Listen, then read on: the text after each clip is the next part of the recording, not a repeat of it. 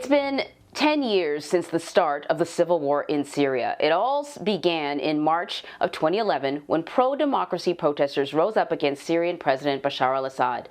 They were inspired by similar challenges in neighboring countries during the so-called Arab Spring. But the resulting civil war has left more than 500,000 people dead and millions more displaced and struggling to survive. So I want to bring in Ian Bremmer. He's the president of Eurasia Group, and every once in a while we get to have him, and we really appreciate it right now. So we are marking 10 years since what began as basically political protests in the streets, evolved into a civil war, now sort of a sectarian conflict in Syria. It is hard to believe that it will ever go back to what it was before. Can we talk a little bit about the greater context, what was happening at the time 10 years ago, the Arab Spring, the impact on the Arab Spring, and how Syria was a little bit different than some of the other countries? Because as I understand it, the people that initially took to the streets in Syria, it was a protest of middle class. It wasn't about not getting enough food. It was about, wanting some sort of challenge to essentially what was a dictatorship. I mean, it started with food. It started with farmers that had to kill their livestock because they had had very significant drought. And then on the back of that, it very quickly morphed into young urban middle classes that turned against Assad. And they did so, as you say, on the back of those young people in other countries, like in Tunisia, successfully, like in Egypt at the time. People thought successfully, though now not so much, that really believed that there was people power, that they could rise up against their dictators the way people had risen up against the East Bloc countries, the authoritarian regimes, and against the Soviet Union, and all of them fell. And Syria turned out to be very different indeed. Assad's willingness to use brutal force against his own population, using chemical weapons against them, killing with indiscriminate force, and the lack of support for the West. The United States and other Western allies did try to find some local Syrians to work with. What was very interesting is that early on in the demonstrations, as they started expanding, a few hundred Russian computer engineers were sent to help Assad and his leadership and his generals to look and identify who were the people that were online on Facebook and with their text messages on phones that were engaging in these demonstrations, that were the ringleaders for the secular opposition. And within months, they identified them.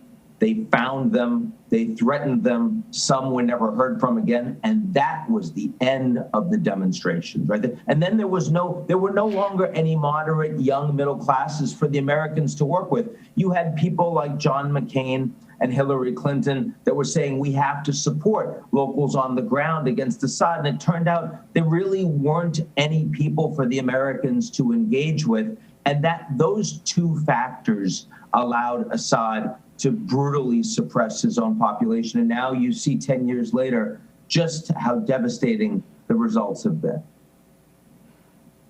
And I want to talk a little bit more about the impact of Russia and others in the region. But can we just give everyone a snapshot of what's happening in Syria now? Because Bashar al-Assad is still there, though his dominion is in the area that he controls is much smaller.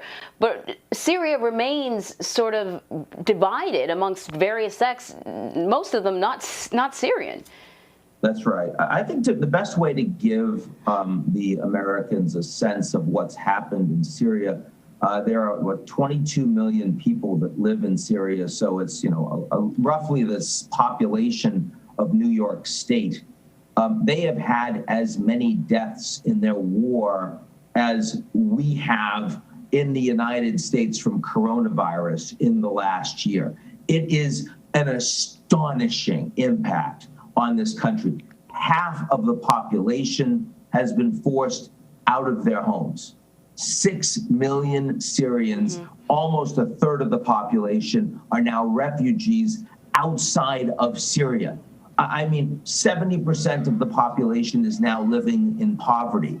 30% of the women have no income to feed their kids. They're not going to school. I mean, you take the worst possible impact of coronavirus in the United States and you magnify it by 100, and you get a sense of what the Syrian people are living through right now. The worst life experience of any American that we've had isn't a candle to what the Syrian people have been going through.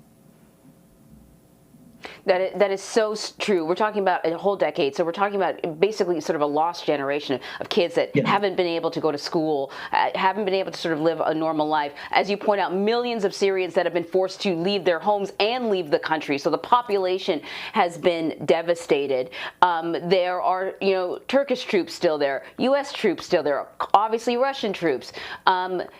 So my question to you is, what is the outlook for Syria moving forward? We have a new administration here in the U.S. Russia doesn't seem to want to pull back at all. I don't know. What is the prediction moving forward?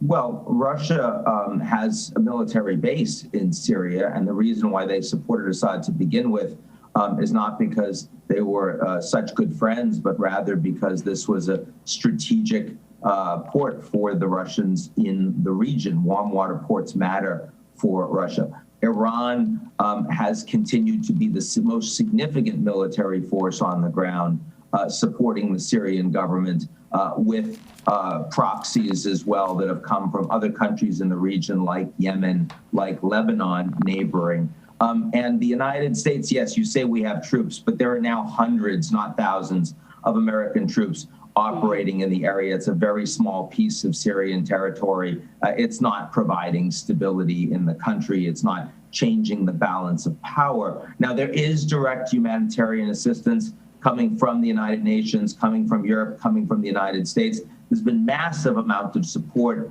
for refugees, most of whom are living in Turkey, some in Jordan, in other countries as well in the region. A lot of Syrian refugees don't want to go back because they think it's unsafe, both in terms of physical security as well as where the economy is. Some will go back, certainly. The amount of violence on the ground in Syria today is much less than it was 2 years ago, 5 years ago, 10 years ago. But Assad has won. Remember, President Obama said Assad must go. Obama's gone. Assad is still there. And the legacy for the Syrian people is one of not only a lost generation, but of also no future. It's impossible to imagine right now, looking at an economy that's truly collapsed, poverty rates that are higher than North Korea. If you're a mother or father and you're raising your kids and you think that they want them to have an opportunity going forward, you're going to try to get them out of that country no matter what. And it's devastating to think about that. The United States has largely been a marginal player and a relevant player on the ground in Syria. And of course, as you see, we move beyond fossil fuels, climate change, a big priority. The pivot to Asia, that's by far the highest priority for the United States. That's where the global population is, where the global economy is. It's where our principal antagonist is, China. The willingness of the United States to spend significant amount of blood and treasure in the Middle East. We want out of Afghanistan. We want out of Iraq, out of Syria. No American allies are putting a lot into these countries. It's a devastating future for the Syrian people. Yeah, you say Bashar Al-Assad is still there. He's president of what?